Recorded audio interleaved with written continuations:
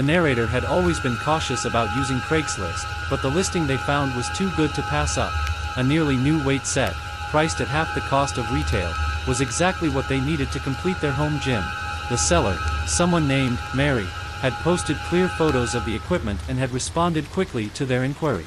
Her messages were polite and professional, putting the narrator at ease. "Come by around 7 p.m., Mary had written in her last message. "I'll have everything ready for you." Before heading out, the narrator double-checked the address online.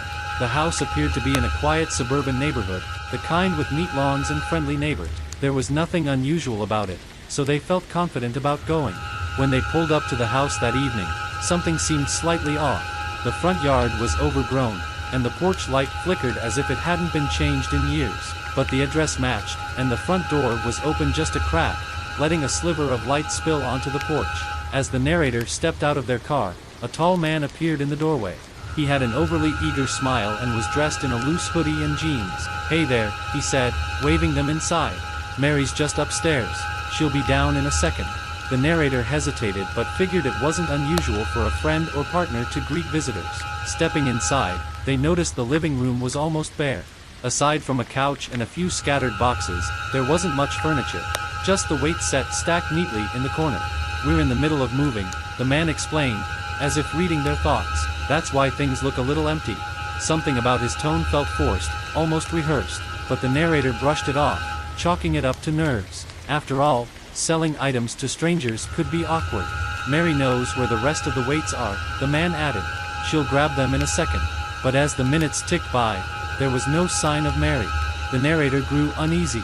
Why hadn't she come down yet? And why wasn't the man going to get her? The man kept trying to make small talk, but his questions were oddly personal. "So, do you live nearby? Do you usually work out alone or with friends?" The narrator's unease deepened. They glanced at the front door, calculating how quickly they could leave if things got worse. "I think I left my wallet in the car," the narrator said suddenly, trying to sound casual. The man's smile faltered for the first time. "You can grab it later," he said quickly, stepping slightly closer. "No, I really need to check," the narrator insisted, moving toward the door. The man blocked their path. "Wait a second," he said, his voice losing its friendly tone. "At least let me help you carry the weights out." Alarm bells rang in the narrator's head. They pushed past the man, bolting for the door. As they reached their car, the man's voice turned into a shout. "Hey, get back here." The narrator jumped into the driver's seat, locking the doors just as the man ran onto the porch. He pounded on the hood of the car, yelling something unintelligible, but the narrator didn't stick around to find out what he was saying. They sped down the street, their heart racing. Looking in the rearview mirror, they saw the man standing in the driveway, his figure illuminated by the flickering porch light. Shaking, the narrator drove straight to a nearby gas station and called the police. When officers arrived, they listened intently as the narrator described the encounter. They agreed to investigate the house immediately. The next day, the police called with a chilling update. The house had been abandoned for over a year. There was no Mary, no moving boxes, and no signs of anyone living there. The narrator's blood ran cold. Who was the man, and what were his intentions? Was the Craigslist listing a trap to lure unsuspecting buyers? The experience haunted the narrator for weeks. They couldn't stop thinking about how close they had come to potentially being harmed, or worse. From that day forward, they made a promise to themselves: no more Craigslist meetups, especially at private residences. Sometimes, the deal isn't worth the risk.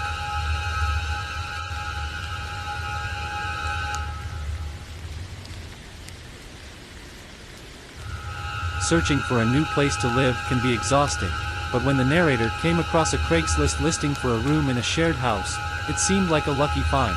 The ad was straightforward: affordable rent, plenty of space, and located in a safe, quiet neighborhood. Photos of the house showed a charming home with a well-kept lawn and freshly painted walls. The landlord, Tom, responded to the narrator's inquiry almost immediately. His email was polite and professional, and he invited the narrator to come by the next day to view the house and meet him in person. Everything about the interaction seemed legitimate, so the narrator felt confident about checking it out. When they arrived, the first red flag appeared. The house looked nothing like the photos in the ad. The lawn was overgrown, and the paint on the walls was chipped and faded. A few windows were cracked, and the porch light flickered weakly. Still, the narrator knocked on the door, hoping the inside might be in better condition. Tom answered quickly, greeting them with an awkward smile. He was unkempt, wearing a wrinkled shirt stained with what looked like grease or food. His disheveled appearance didn't match the professional tone of his emails, but he was friendly enough, so the narrator decided to proceed. "Come on in," Tom said, stepping aside to let them enter.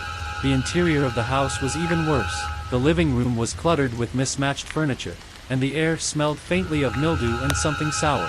The walls were scuffed, and a dim bulb hanging from the ceiling provided the only light. "Sorry about the mess," Tom said, scratching his head. "The house has been a little neglected, but the room upstairs is in great shape. Let me show you." He led the narrator down a narrow hallway and up a creaky staircase. As they climbed, the narrator noticed that several of the upstairs doors were shut tightly, with no sound coming from behind them. "This one's yours," Tom said, pointing to a door at the end of the hall. "Take a look. I'll wait here." Something about being left alone felt off, but the narrator didn't want to seem rude.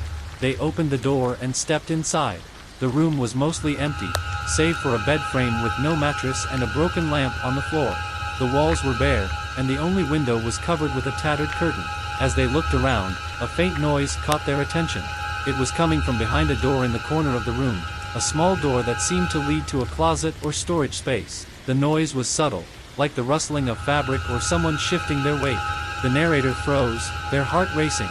"What's behind this door?" they called out to Tom, who was still standing in the hallway. "Oh, that's just storage," Tom said quickly. "I've got a friend staying over who's using it for now. Don't worry about it."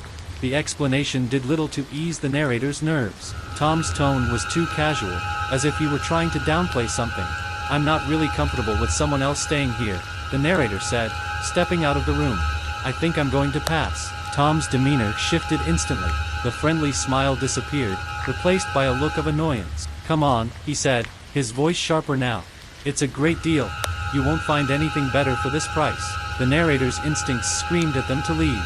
They mumbled a quick excuse and hurried down the stairs, but as they reached the front door, they heard Tom's voice from behind.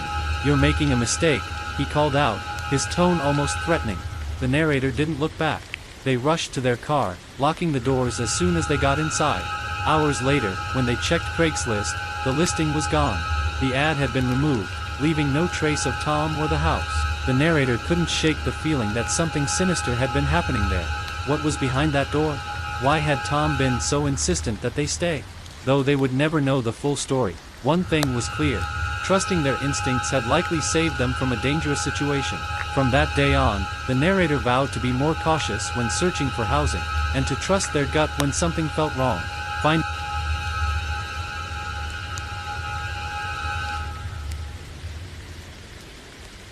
the right roommate is always a gamble, especially when searching through Craigslist. For the narrator and their best friend, the stakes were high. Rent had become too much for just the two of them, and they needed someone to fill the third room in their apartment as soon as possible. After weeks of dead-end responses and flaky applicants, they finally found Sam. Sam seemed perfect. He was in his late 20s, polite, and soft-spoken during their initial meeting. He explained that he worked in IT and mostly kept to himself. His references checked out, and he even offered to pay his share of the rent up front. The narrator and their friend felt lucky to have found someone so dependable. At first, everything was fine. Sam was quiet and respectful, always cleaning up after himself and paying rent on time. But as the months went by, his behavior started to change. Sam became reclusive, spending almost all his time in his room. He stopped joining them for casual conversations or movie nights and barely acknowledged them when passing in the hallway. The narrator initially chalked it up to stress or social anxiety. Then came the smell. It started as a faint, unpleasant odor wafting from Sam's room. The narrator and their friend figured it was just trash or old food. But as the days went by, the smell grew stronger, seeping under the door and permeating the entire apartment. One evening, the narrator knocked on Sam's door to address the issue. When Sam finally answered, he looked disheveled and irritable, his normally calm demeanor replaced with a defensive edge. "Hey, Sam," the narrator began, trying to sound non-confrontational. "There's a bit of a smell coming from your room. Do you think you could take out the trash or check if something spilled?" Sam blinked at them, his expression unreadable. "It's just trash," he said curtly, before closing the door without another word. The narrator exchanged a worried glance with their friend. Something about Sam's behavior felt off. A few days later, things took an even stranger turn. Late one night, the narrator was woken by the sound of footsteps. At first, they thought it was their friend getting up for a glass of water. But as they listened closer, they realized the steps were coming from Sam's room, and they were heavier, slower, almost deliberate. Curious but uneasy, the narrator got up to investigate. As they approached Sam's door, the footsteps stopped.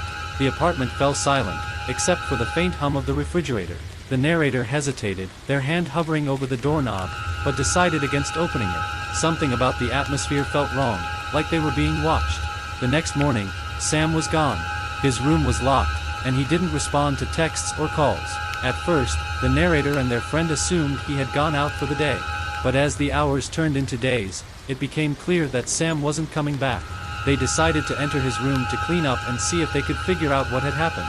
The moment they opened the door, they were hit with an overwhelming stench. Inside, the room was a mess. Trash bags were piled in the corner, along with empty takeout containers and discarded clothing. But what caught their attention were the items scattered on the desk: multiple fake IDs, a stack of Polaroid photos, and a folder labeled Research. Flipping through the folder, the narrator's stomach churned. It contained detailed notes about them and their friend, schedules, routines, even conversations they had forgotten about. One Polaroid showed the narrator asleep on the couch, taken from an angle that suggested Sam had been standing right next to them. Panicking, they called the police, who arrived within the hour.